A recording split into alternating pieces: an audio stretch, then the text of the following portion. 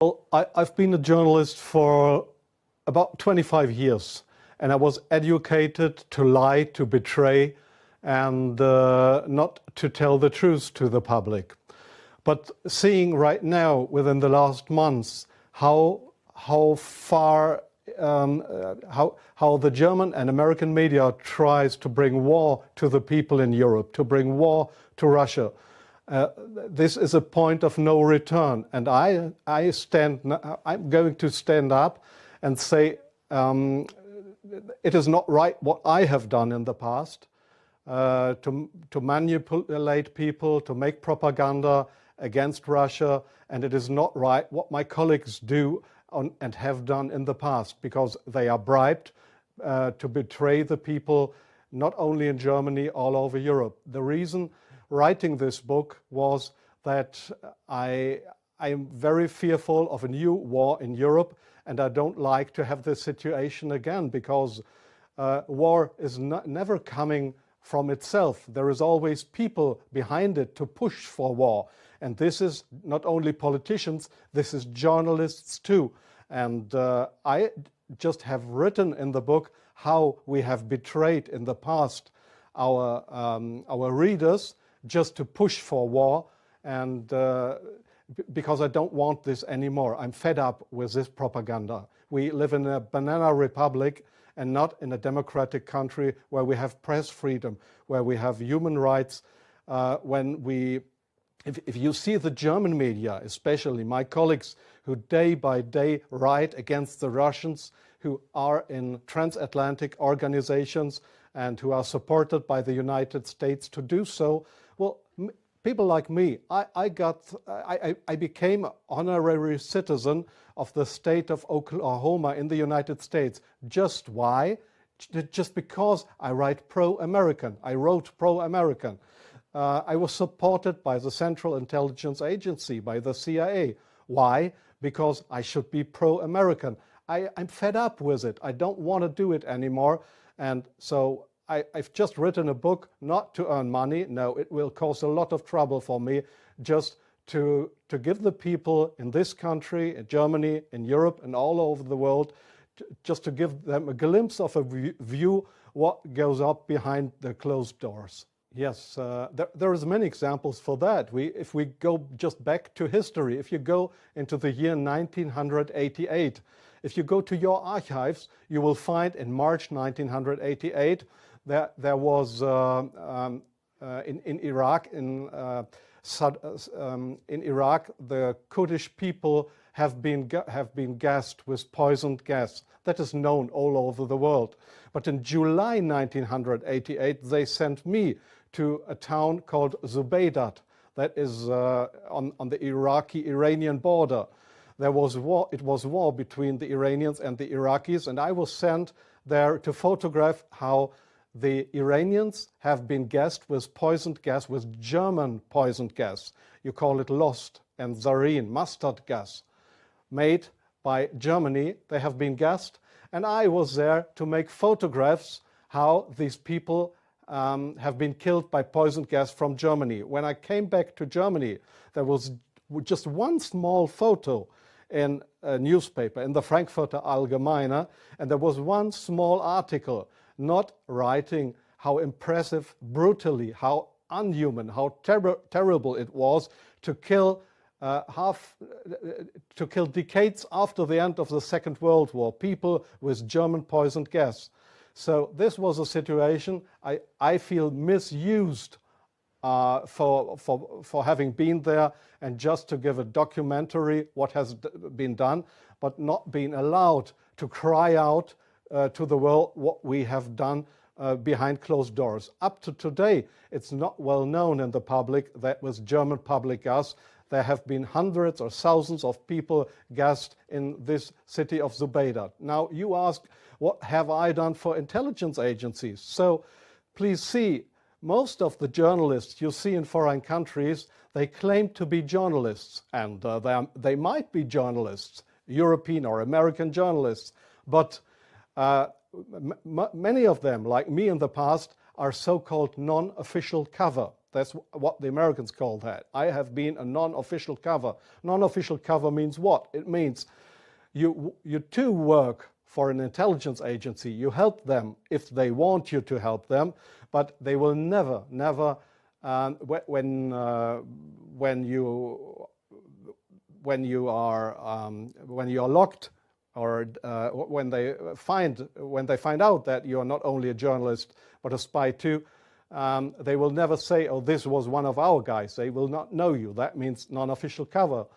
So I have helped them in several situations, and I feel ashamed for that too now. Like I feel ashamed that I have worked for a very recommended newspaper like the Frankfurter Allgemeine, because I was bribed by billionaires, I was bribed by the Americans not to report exactly the truth, but I just imagined in my car while I was driving to this interview, I just tried to work out in my brain what would have happened if I would have written a pro-Russian article in the Frankfurter Allgemeine. Well, I don't know what would have happened, but we were all educated to write pro-European, pro-American, but please, not pro-Russian. So I'm very sorry for that, but this is not what I understand for democracy and for press freedom. I'm very sorry for that. Well, yes, I understand your question very well. Germany is still a kind of a colony of the United States. You see that in many points, like the majority of the Germans don't want to have nukes in our country, but we still have American nukes. So we are still a kind of a colony of the Americans. And being a colony, it is very easy to approach young journalists through what is very important here is transatlantic organizations. All journalists from really respected and recommended big German newspapers, magazines, radio stations, TV stations, they are all members or guests of those big transatlantic organizations. And there, in these transatlantic organizations, you are approached to be pro-American, and there is nobody coming to you and saying, well, we are the Central Intelligence Agency, would you like to work for us? No, this is not the case how it happens. What they do, these transatlantic organizations, is they invite you for seeing the United States. They pay for that, they pay all your expenses and everything. So you are bribed, you get more and more corrupt, because they make you good contacts. You won't know that those good contacts are, let's say, non-official covers, or officially people working for Central Intelligence Agency or other American agencies. So you make friends. You think they are friends, and you cooperate with them. They ask you, well, could you do me this favor? Could you do me that favor? And so your brain more and more is brainwashed through these guys. And your question was, is this only the case with German journalists? No, I think it is especially the case with British journalists, because they have a much closer relationship. It is especially the case with Israelis, of course, with French journalists for a part, not that big as with German or with British journalists. It is the case for Australian journalists, for journalists from New Zealand, from Taiwan, well, there is many countries in the Arab world, like Jordan, for example, like Oman, the Sultanate of Oman. There is many countries where this happens, where you find people to claim they are respected journalists, but if you look behind them, you'll find they are puppets on a string of the Central Intelligence Agency. I'm sorry in interrupting you. I'll give you one example. Sometimes the intelligence agencies, they come to your office and want you to write an article. I give you an example not from strange other journalists, from me myself. I've just forgotten the year. I just remember that the German Foreign Intelligence, Bundesnachrichtendienst, it is just a sister organization of the Central Intelligence Agency. It was founded by the American Intelligence Agency. So one day the BND, this German Foreign Intelligence Agency, came to my office at the Frankfurter Allgemeine in Frankfurt.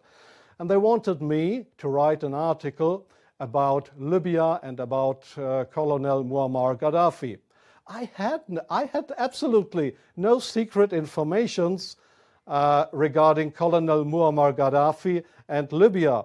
But they gave me all these secret informations, and they just wanted me to write, to sign the article with my name. I did that, but it was an article that was published in the Frankfurter Allgemeine that originally came from the Bundesnachrichtendienst, from the German Foreign Intelligence Agency. So do you really think that this is journalism, intelligence agencies writing articles? Oh yes, that article, I have reprinted it partly in my book. That article was how Libya and Colonel Muammar Gaddafi, how he secretly tried to build a poison gas factory, I think in Rabta was the name, yeah. And I got all those information. It was a story that was printed worldwide 2 days later. But I had no information on that. It was the intelligence agencies that wanted me to write this article. So, but this is not the way journalism should work, that intelligence agencies, that they decide what is printed and what not. If I say no, I give you an example from a very good example if you say no. Well, we have a rescue unit in Germany with helicopters for traffic accidents.